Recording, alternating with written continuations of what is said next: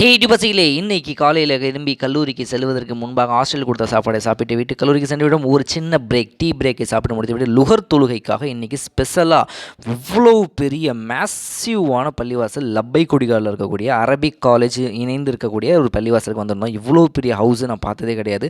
Centralised AC வேறு பள்ளிவாசலை பற்றி பேசினா பேசிக்கிட்டே போகலாங்க. லுகர் தொழுது முடிச்சுட்டு இன்றைக்கி லஞ்சு சாப்பிட்றதுக்காக அரேபியன் பார்பிக்யூ அப்படிங்கிற ஒரு கடை வீதியில் இருக்கக்கூடிய லப்பை கொடிகாடு கடை வீதியில் இருக்கக்கூடிய பிரியாணி கடைக்கு போயிருந்தோம். என்னென்ன பிரியாணி இருக்கின்றது என்று கேட்டபோது chicken biryani, mutton biryani, beef biryani, எல்லா பிரியாணியும் இருக்குது. எல்லா பிரியாணியும் 100 ரூபா தான் அப்படின்னாங்க. சரி ஒரு பிரியாணி கொடுங்கள் அண்ணன் என்று வாங்கிவிட்டு சைடிஷ் செட் ஆகலை. ஸோ சைடிஷ் இல்லாமல் என்னால் பிரியாணி சாப்பிட முடியவில்லை என்பதால் சைடிஷ் ஆர்டர் பண்ணிட்டேன். இங்கே திருச்சி பிரதானமாக இருக்கக்கூடிய இது இருக்குது பார்த்தீங்களா, தாலிச்சா நல்லா மசிச்சு செஞ்சுதாங்க. தாலிச்சா செமையாக இருந்துச்சு பிரியாணி.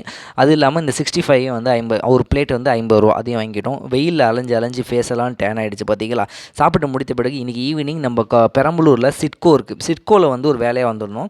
ஸோ அப்படியே இந்த பெட் கம்பெனியை விசிட் பண்ணுறப்போ இங்கே ஹோல்சேல் மற்றும் ரீட்டைலில் இந்த மாதிரி பாட்டில்ஸ் 5 ரூபா 7 ரூபாய்க்கு விற்றுக்கிட்டு இருக்காங்க. இது யாராவது தேவைப்படுது, எண்ணெயோ கூல்ட்ரிங்க்ஸோ எது வேணால் நீங்கள் போட்டு விற்கலாம். இது தேவைப்படுது அப்படின்னா நமக்கு டிஎம் பண்ணுங்கள், இல்லை கமெண்ட்டில் டிஸ்கிரிப்ஷன்லேயுமே டீட்டெயில்ஸ் கொடுத்துருக்கேன். அப்படியே ஹாஸ்டலில் லைட்டாக ஒரு சிஸ்டம் ஒர்க் இருந்துச்சு, அதையும் முடித்து விட்டு நாளைக்கு முடித்து விட்டு இப்போ நம்ம சேனல் சப்ஸ்கிரைப் பண்ண மறந்துடாதீங்க. பாய்ஸ் அண்ட் கேர்ள்ஸ் யாருக்கு தெரியணும். நான் நெக்ஸ்ட் வீடியோவில் மீட் பண்ணுறேன். பாய்.